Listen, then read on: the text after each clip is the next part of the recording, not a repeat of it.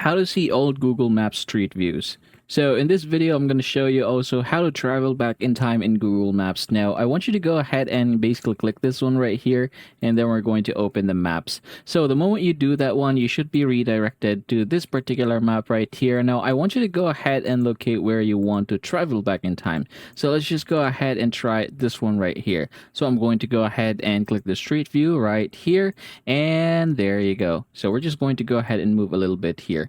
Now, as you can see, this is how it is. This is how it's currently looking. So as you can see here, this is from 2022.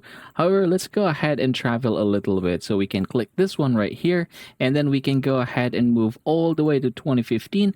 That is the oldest date here, as you can see. So we didn't have that one. Same thing here earlier. As you can see, there's a lot of this public transportation. But if we are going to go over to 2022, as you can see, it has changed. However, there are still a few things that are not changing.